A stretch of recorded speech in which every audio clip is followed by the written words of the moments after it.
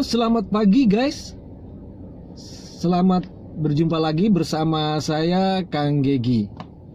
Pada masa pandemik ini, semua sektor tentunya akan sangat terpengaruh, tidak terkecuali pada dunia penerbangan.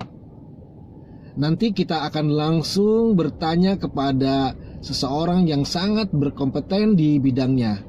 Beliau adalah Direktur Operasional dan Pelayanan PT Angkasa Pura II yang beberapa waktu lalu dipercaya oleh Menteri BUMN Bapak Erick Thohir untuk menjadi salah satu direktur di PT Angkasa Pura II ini. Siapa dia? Sosoknya mungkin pernah Anda kenal atau mungkin Anda sangat akrab sekali. Dia adalah putra daerah Lebak, Banten, alumni SMA Negeri 1 Rangkas Bitung yang sekarang sudah menjabat pada posisi tinggi di salah satu BUMN di Indonesia ini. Mari kita temui langsung orangnya yang pagi ini sudah janji ketemu. Nanti kita akan tanya bagaimana pengaruh dari pandemi ini pada dunia penerbangan dan seperti apa protokol kesehatan dipakai di sini. Yuk, kita langsung ketemu orangnya dan tidak lupa memakai masker, hand sanitizer dan tetap jaga jarak. Bersama saya Kang Gegi melaporkan dari Soekarno-Hatta, Banten. Selamat pagi.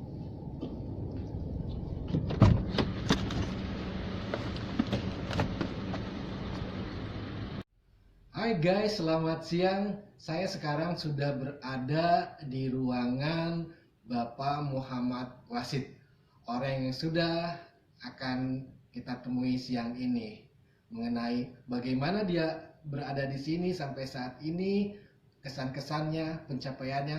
Nanti kita langsung temuin saja Bapak Muhammad Wasid. Oh ya guys, perlu guys ketahui bahwa Bapak ini adalah benar-benar putra asli Lebak, Banten yang dipercaya oleh Menteri BUMN untuk memegang salah satu direktur di Angkasa Pura II ini. Mari guys, kita temui langsung orangnya. Ikuti saya. Halo, selamat siang. Gimana? Apa kabar? Baik ya. Ya, selamatnya begini. Selamat datang di Bandara Soekarno-Hatta. Sudah lama nggak jumpa nih. Iya betul. Waktu SMA dulu sering ngobrol-ngobrol lah, ketemu apalagi sama Kang Pepi. Udah, saya masih kelas terus. Silakan duduk kan. Oke. Guys, perlu guys ketahui bahwa kedatangan saya ke sini juga ingin ngobrol-ngobrol, bahwa beliau pun adalah senior juga, dulu sekolah di SMA Negeri 1 Rangkas Bitung. SMP-nya pun di SMP 3 Rangkas Bitung ya.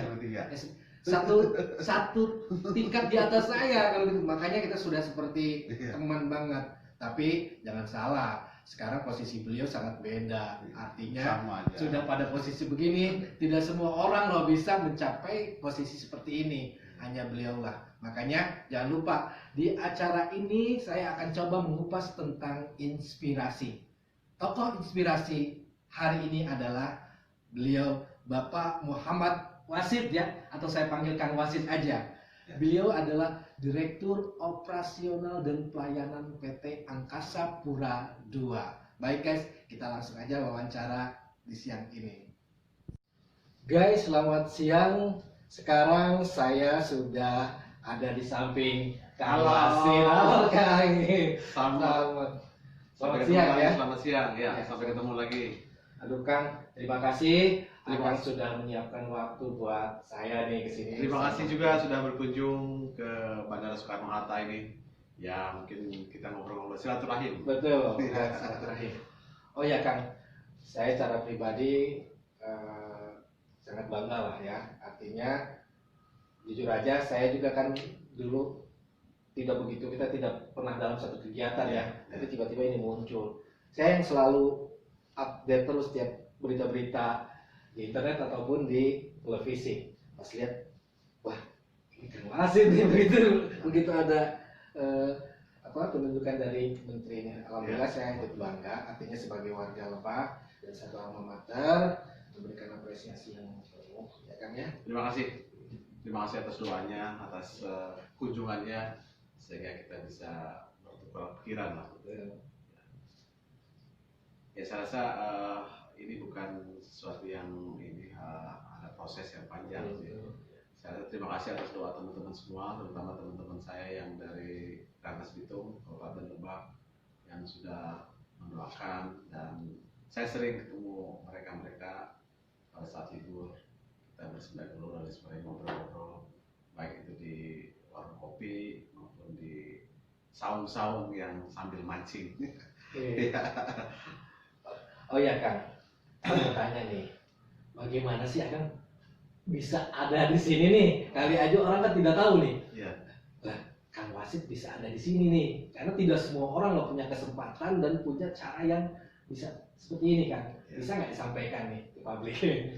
Ya pertama ini takdir Allah Subhanahu Wa Taala, gitu kan. Ini berkat ya mungkin sudah jalan hidupnya seperti sekarang ini. Jadi memang kita jalani saja mulai dari sejak sekolah di Rangkas, SD, SMP, SMA, SMP 3, SMA 1 Rangkas Bitung. Kita jalani saja proses pendidikan di tempat kita dibesarkan dulu, dan kemudian saya meneruskan ke sekolah kedinasan. Kebetulan waktu itu banyak sekolah kedinasan yang saya apply, saya daftar, dan saya tidak mendaftar simpan maru kuliah, tidak, tapi saya langsung cari sekolah-sekolah yang kedinasan sesuai dengan opportunity waktu itu dan kesempatan untuk bisa bersekolah di perguruan tinggi di setelah SMA. Waktu itu ada beberapa perguruan tinggi yang sudah saya apply, baik itu STAN, terus AKIP, terus PLP Curug, kemudian juga Akabri, pernah tes semua yang lulus di PLP Curug ini. PLP Curug tahun 89. Ya, saya 89 lulus. Kebetulan kenapa saya pilih PLP Curug, karena waktu itu kan selain juga kita sering ketemu di kereta, para taruna yang weekend, juga ada senior kita yang sudah duluan di sana, sehingga dari beliau lah informasi lebih detail terkait dengan Curug. Akhirnya tertarik dan kita apply. Waktu itu kan tidak ada internet-internetan, daftarnya langsung ke PLP Curug, kemudian tesnya juga tes langsung, dan alhamdulillah sih proses itu berjalan sampai tes kesehatan di daerah Kemayoran itu, kemudian di Pantohir di Kementerian Perhubungan, dan akhirnya lulus. Nah setelah lulus ambil jurusan juga banyak jurusan. Pada saat itu saya juga bingung juga, saking banyak jurusan, kalau tidak salah lebih dari 8 jurusan. Yang paling favorit pasti penerbang. Nah penerbang kita lihat opportunity-nya dan likelihood bisa lolos di situ apa tidak, kita harus juga mempertimbangkan kemungkinannya. Oleh karena itu, karena penerbang favorit, kemudian beribu-ribu orang, mungkin dari 10.000 lebih, sementara ada beberapa jurusan yang juga menarik. Saya mengambil jurusan yang opportunity yang besar, yaitu pengatur lalu lintas penerbangan, ATC. Nah ini alhamdulillah masuk, dan proses belajar masuk. Setelah itu, setelah lulus dari Curug, kemudian ya mungkin tidak perlu ceritakan gimana Curug ya, yaitu karena sekolah kedinasan. Ya, sekolah kedinasan itu pertama kita harus disiplin dengan waktu, kemudian menjaga kebugaran tubuh dan belajar, itu aja. Tapi ya saya juga sering weekend, tidak setiap minggu sih, paling 2 minggu sekali ke Rangkas, naik kereta api lewat Parung Panjang. Karena naik kereta itu yang gratis, soalnya kalau naik mobil kan bayar. Jadi naik kereta api. Nah setelah itu lulus tahun waktu itu setelah lulus di wisuda langsung diangkat jadi pegawai negeri sipil kan. Sekolahnya waktu itu masih gratis ya, masih gratis. kita dikasih fasilitas belajar, akomodasi, makan, laundry semua sudah beres lah. Alhamdulillah sih, syukur alhamdulillah kepada Allah itu ada kesempatan untuk belajar yang lebih tinggi lagi dari SMA. Nah setelah lulus waktu itu pernah ditugaskan jadi instruktur di Curo. Nah pada saat itu saya ke Ditkespen namanya, waktu itu masih Ditkespen di Kementerian Perhubungan, minta kalau bisa saya tidak di Curo, saya ingin ke luar Curug lah, kalau daerah. Akhirnya ada beberapa tempat dan saya dapat di Pekanbaru, Riau, Provinsi Riau. Nah di sana jauh ya. berkiprah di Riau. Riau itu ya saya 15 tahun di sana.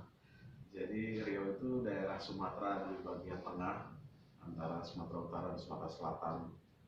Di sana daerah Melayu Riau, perkebunan, sawit dan minyak.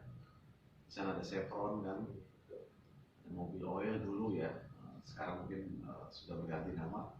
Dan akhirnya 15 tahun di sana, saya punya istri orang sana juga. Oh, dapat orang seberang ya? Orang seberang. Ceritanya dapat orang seberang. Jadi dapat orang seberang di sana istri.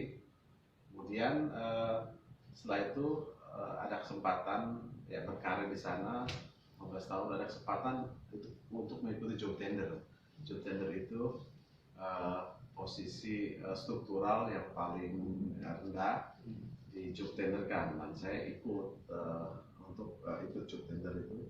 Setelah job tender, alhamdulillah dari 15 orang saya lulus juga. Akhirnya dipindahkan ke kantor pusat sini, Jakarta, di kantor pusat Angkasa Pura II. Waktu itu mengurusi masalah safety dan risk, safety management system. Nah setelah itu berkarir di pusat tahun 2007, akhir 2007, dengan berbagai posisi gitu kan, mulai dari pindah ke sini sebagai koordinator, terus bergulir dengan perkembangan di Jakarta, akhirnya pindah ke bagian risiko, bagian safety management system, kemudian pernah di SDM, people development di Diklat, ngurusi masalah people development, masalah diklat karyawan selama 2 tahun. Setelah itu balik lagi ke Biro Manajemen Risiko sebagai kepala biro. Di sanalah untuk kita tahu terkait dengan risiko, memetakan risiko dan risiko di perusahaan ini. Setelah itu dipindahkan ke bagian komersial, Vice President Aeronautical Business. Jadi belajar bisnis di sini, belajar ilmu bisnis. Dari situ kita belajar bisnis di tahun 2016 awal sampai tahun 2020 awal. Jadi 4 tahun lah, 4 tahun. Di sana belajar aero, di sana belajar juga performance, belajar juga tentang ngurus anak usaha, parenting ya selama itu. Jadi kita tahu terkait dengan bisnis proses di Angkasa Pura II. Nah Angkasa Pura II ini kan satu perusahaan jasa penerbangan, artinya pengelola bandar udara. Sekarang kita mengelola 19 bandar udara, mulai dari Aceh, Indonesia, ya Aceh, seluruh Sumatera pada umumnya, Bandung, Halim, Soekarno-Hatta, kemudian di Kalimantan bagian barat, Pontianak, Palangkaraya, Bangka Belitung, ya kan, terus Tanjung Pinang, dan yang paling timur adalah Banyuwangi. itu masuk Angkasa Pura II, termasuk yang di BIJB di Majalengka, Kertajati, itu dikelola operasinya oleh Angkasa Pura II. Nah, yang itu. Jadi 19 kantor cabang. Memang proses untuk ke arah itu guys tidak mudah, dari mulai hal yang paling bawah sampai kepada posisi gini tidak seperti membalikkan telapak tangan. Jadi kan kita langsung dengar sendiri tadi cerita dari Kang Wasid bagaimana dulu dia dari Rangkas untuk bersekolah itu hanya menggunakan kereta yang gratis ya Kang ya. Nggak kebayangkan kereta pada saat itu mungkin belum ada AC seperti sekarang. Terima kasih pada PT KAI. Iya, kalau dulu masih PJKA ya, PJKA. Iya. Yang dengan ciri khasnya Rangkas Bitung Parung Panjang itu banyak tukang jualan ya. Saya sering kalau ada konektor, kalau lagi jalan ke toilet, kalau lagi berhenti saya turun ganti gerbong. Bukan karena tidak bawa kartis. Karena nggak mau kartis. Jadi ganti gerbong. Oh, jadi liku-likunya ternyata seperti itu juga ya. Iya. Banyak. Bahkan memang terkadang kalau kita di kereta itu udah berbau ya. Jadi sekarang alhamdulillah malah saya jadi komisaris PT Railing Kereta Api. Oh ya? Aduh, aja kayak begitu. Gara-gara saya badung di kereta api malah sekarang Jadi jadi komisaris PT Railing Kereta Api. Railing Kereta Api. Waduh. Ternyata Bapak yang satu ini banyak juga ya jabatannya. Nah, artinya gini guys, tidak ada yang tidak mungkin selama kita masih bisa berusaha, kita yakin, kita fokus untuk ya mencapai pencapaian yang setinggi-tingginya ya Kang ya. Iya. Ya istilahnya kita jalani saja dengan fokus dan amanah aja, jujur. Jujur ya. Paling jujur dan amanah, fokus, terus mengembangkan diri terus dimanapun berada. Jangan sampai stuck, tidak mengembangkan diri karena zaman ini selalu berubah. Kita harus selalu beradaptasi dengan perubahan itu. Jadi ilmu-ilmu itu terus berkembang. Kalau kita tidak mengikuti, maka kita akan stuck ketinggalan. Oleh itu self development, pengembangan diri itu sangat penting. Ya dengan kuliah, ikut kursus, ikut segala macam. Tetap cari ya. Cari, tidak ada berhentinya ya. Itu cari betul. Oke. Benar, tipsnya benar-benar. Jadi emang ilmu tetap harus dicari terus ya. Harus dicari. Sampai kapanpun tidak ada batasnya. Tidak ada batasnya. Oke, carilah ilmu sampai ke liang lahat sebetulnya ya. Sekarang sampai ke liang lahat. saya ilmu sampai ke bayar. Oh ya, ngomong-ngomong bayar, kayaknya kan kalau Akang kan emang di jasa penerbangan ya. Ya. Di Bayar kayaknya kalau ada bandara gimana menurut Kang Wasid ya?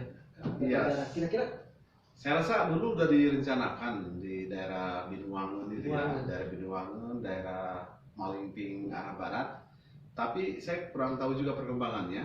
Karena setahu saya justru yang bandara-bandara yang direncanakan baru-baru ini di bagian Jawa Tengah, Jawa Timur, Kalimantan itu sudah jadi gitu. Kenapa di situ belum ada ininya progresnya?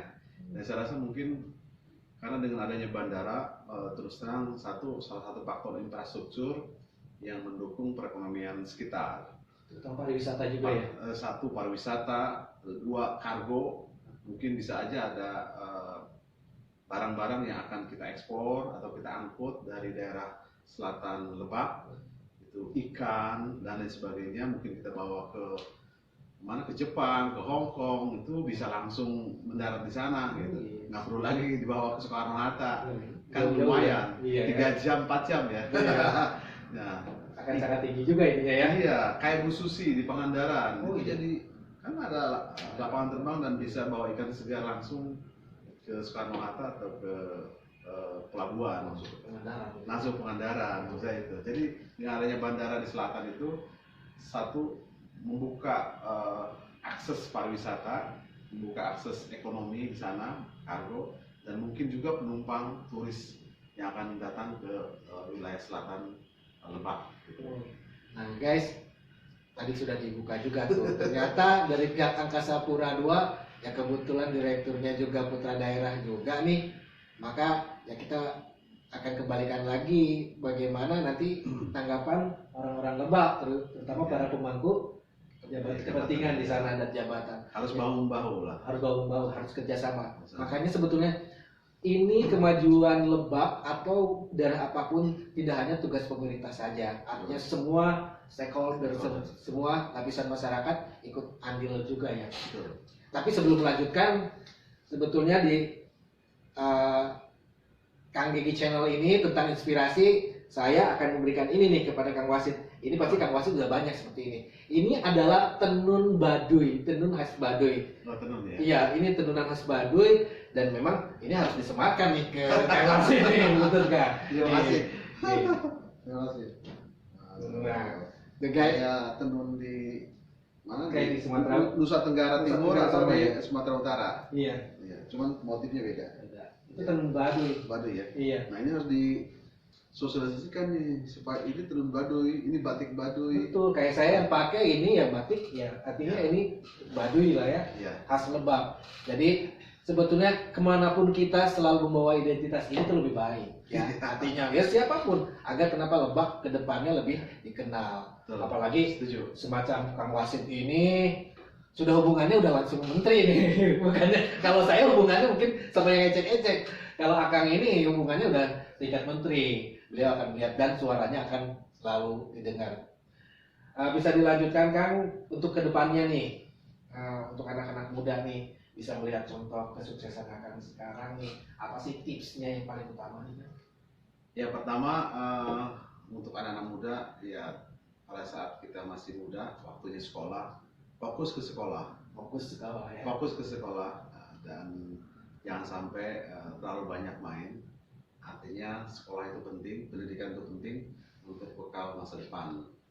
Selain fokus sekolah juga mungkin jaga kesehatan. Sekarang karena musim COVID kan, jaga kesehatan, gaya hidup bersih dan sehat, ya jaga jarak, hand sanitizer, kemudian cuci tangan.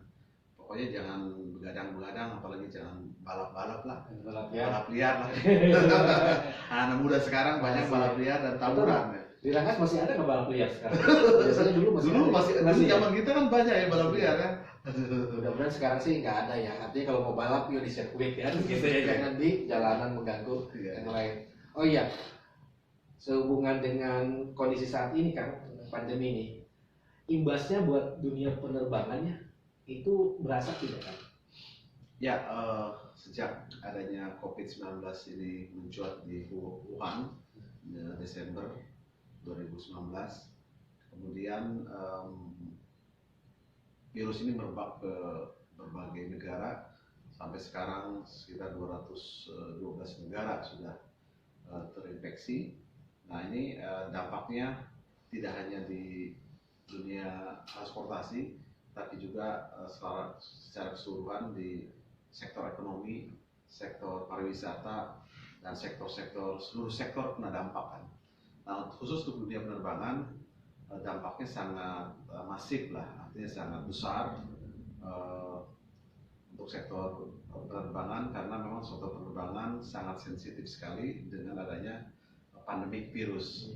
Apalagi kan di kabin pesawat sempit dan sebagainya itu, walaupun itu sudah ada alat canggih teknologi HEPA di sana untuk menyaring virus sampai 99,9%, ada alatnya, dan yang jelas kita harus pakai masker, kemudian kalau bisa face shield supaya walaupun dimanapun di ruangan tertutup, di pesawat, di bioskop itu tidak ada penularan virus COVID-19 ini. Nah di dunia penerbangan kita sangat drastis turunnya, dimulai Maret 2020 kemarin itu bisa turun hampir penumpang sekitar 60-70% turunnya. Kemudian yang paling mendasar itu di Mei 2020 sangat masif, hampir 90%-an. Jadi tinggal sisa kurang dari 10%. Jadi nyungsep jadi. Nah oleh karena itu dampaknya luar biasa, dampak dari sisi pendapatan, bukan hanya di bandara tapi turunannya juga. Di sana ada pariwisata, ada restoran di bandara, kemudian di fuel pesawat, Pertamina, kemudian catering, kemudian juga terkait dengan maintenance pesawatnya, semuanya kena imbas. Efek domino ya. Efek domino. Ya. Efek dominonya kena untuk di penerbangan. Dan di penerbangan juga yang paling sensitif kan dengan virus itu, karena sangat ketat regulasinya, karena kita harus mengikuti regulasi baik yang dikeluarkan oleh pemerintah, Kementerian Kesehatan, Kementerian Perhubungan, kemudian gugus tugas nasional, sehingga kita harus comply dengan ketentuan yang dikeluarkan pemerintah. Oleh karena itu persyaratannya sangat rigid dan harus kita ikuti protokol kesehatan itu. Sehingga memang ya mudah-mudahan sih untuk mulai Juli ini sudah mulai terbiasa, kita beradaptasi dengan kebiasaan baru ini.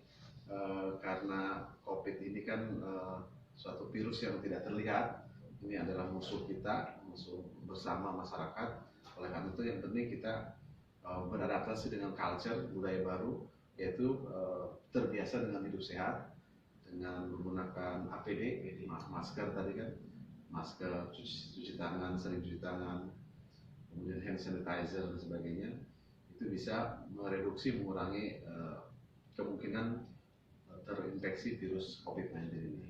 Jadi memang ini tahun yang berat lah buat dunia penerbangan, terutama untuk airlines, baik itu Garuda, Lion, Batik, Sriwijaya, Lion Air, AirAsia, semuanya kena dampak semua, tidak terkecuali, baik itu penerbangan domestik maupun internasional.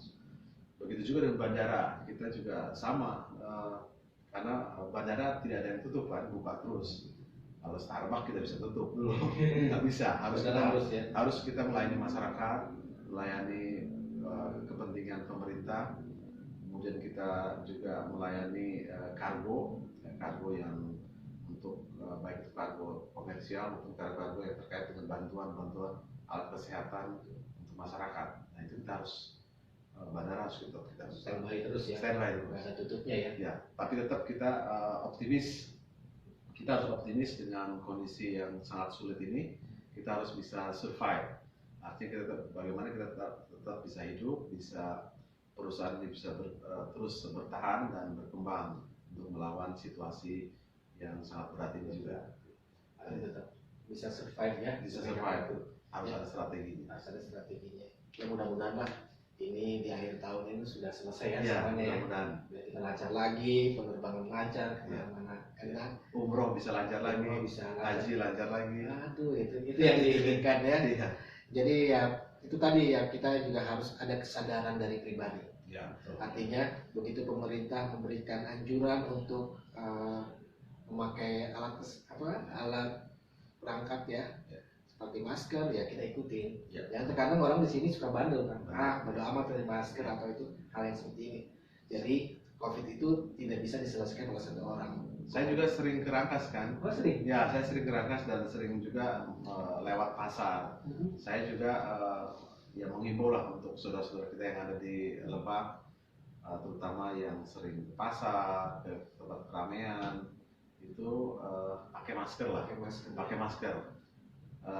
Jangan sampai masker ini ada Satpol PP baru pakai masker. Masker ini selain melindungi kita, juga melindungi teman kita, keluarga kita, orang tua kita juga dengan pakai masker ini. Karena kita banyak sekali sekarang yang terinfeksi tanpa gejala atau OTG ya, orang tanpa gejala. Dia nggak ada apa-apa gitu, simptomnya biasa aja, nggak ada kerasa apa-apa. Tapi pada saat di swab, PCR test, dia ternyata ada virusnya. Itu banyak sekali. Ya istilahnya banyak lah kasus seperti itu.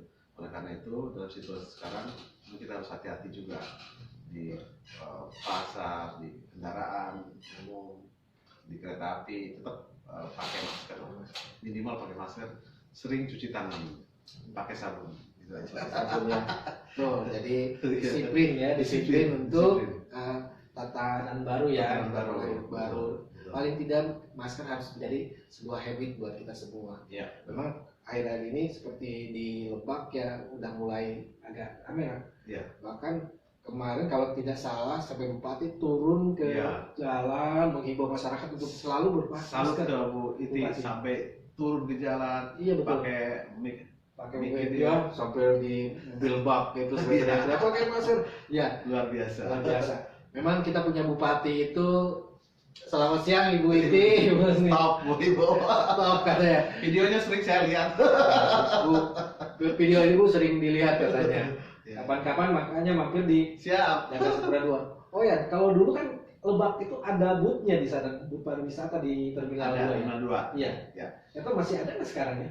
Kalau tidak salah saya beberapa minggu yang lalu lewat situ masih ada. Masih ada ya? Masih ada di dekat Garuda itu Terminal 2 ya. Terminal 2 ya. Launch-nya masih ada yang booth-nya Baduy kan. Betul, Baduy.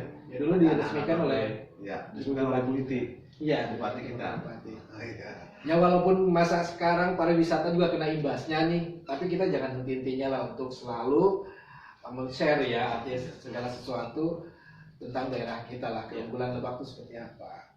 Mudah-mudahan dengan seperti ini ada orang-orang seperti Akang ini bisa semakin meningkatkan pariwisatanya. Tidak ada kata menyerah katanya. Covid bukan suatu tantangan ya. Harus ini, Harus harus apa kita ya? pacu terus. Baik guys, mungkin di menit-menit akhir ini saya juga mungkin akan menanyakan langsung bagaimana sih harapan nih Kang Wasid ya, atau lebih lengkapnya seperti ini Bapak Muhammad Wasid. Beliau ini Muhammad Wasid ya, tapi lebih terkenal dengan Wasid aja. Pak Wasid ya. Ya. Beliau sekali lagi adalah Direktur Operasional dan Pelayanan di PT Angkasa Pura II ini. Bagaimana Kang? Kira-kira harapannya ke depannya seperti apa? Untuk generasi penerus nih. Oh iya, baik untuk generasi penerus, terutama adik-adik kita yang ada di khususnya di Kabupaten Lebak. Mungkin kita dorong, kasih encourage untuk terus belajar dimanapun, tetap belajar, kemudian mengembangkan diri, sekolah, kemudian terus berlanjut sampai dengan perguruan tinggi, ya, sampai setinggi-tingginya, supaya kita bisa beradaptasi lah dengan dunia baru ini, dengan keadaan tantangan yang sangat besar lah ke depannya. Kita harus melihat ke depan bahwa bagaimana kita sama-sama membangun Kabupaten Lebak ini supaya lebih maju, seperti kabupaten-kabupaten lain yang memang secara infrastruktur itu sudah pemerintah pusat sudah bagus untuk membuat infrastruktur, baik itu jalan tol, pelabuhan maupun pelabuhan udara, pelabuhan laut maupun udara. Oleh karena itu mungkin sumber daya manusia di Lebak ini yang perlu kita pacu, kita dorong untuk bisa berkembang, bisa menerima ilmu setinggi-tingginya, belajar dimanapun, supaya nanti syukur-syukur bisa berkontribusi dan membangun Lebak kembali, sehingga Lebak itu bisa sejajar lah dengan yang lain-lain. Keren. Top ya. Nanti kita kolaborasi Ya. semuanya orang Lebak untuk bisa, baik dari sisi politisi, dari sisi pengusaha, dari sisi birokrat, dan dari sisi yang lain. Jadi setuju dong kalau suatu saat stakeholder Ngariung, semua ya. kumpul ngariung ya. Iya. Orang Lebak ngariung, bawa juga orang-orang pemerintahan, Iya. kita kumpul di mana, kita mau dibawa kemana Lebak, merumuskan apa ini yang pantas. Betul. Kan perlu masukan-masukan juga. Betul. Memang di bawah kepemimpinan Ibu Iti ini Lebak luar biasa. Luar biasa. Alangkah bagusnya lagi ya kalau yang lain ikut-ikut ya. Luar biasa. Saya pernah ke Sawarna beberapa kali, jalannya mulus. Mulus, ya. Mulus. Ya itulah Jalannya mulus. pembangunan sekarang bagus kan. Nah, guys, dimanapun semua berada, yuk tadi sudah dibuka juga sama Kang Wasid, yuk kita ngumpul bareng. Ya, kita tukar pikiran. Mungkin pada waktu yang tepat nanti, karena sekarang memang kondisinya Masih COVID, COVID. cari waktu yang tepat buat kita merumuskan seperti apa paling tidak pemikirannya. Oke, Kang Wasid, Terima kasih banyak. sekali lagi hatur nuhun atas pertemuannya. Tidak lupa saya secara pribadi mengucapkan selamat lagi sekali lagi buat Akang Terima kasih. sudah menjadi Terima kasih. direktur di sini. Terima kasih. Semoga ini bisa menginspirasi anak-anak muda lainnya. Oke guys, nanti kita ketemu Terima kasih. lagi Ya. di tokoh inspirasi berikutnya masih di sini di channel YouTube Kang Gegi Channel. Bye.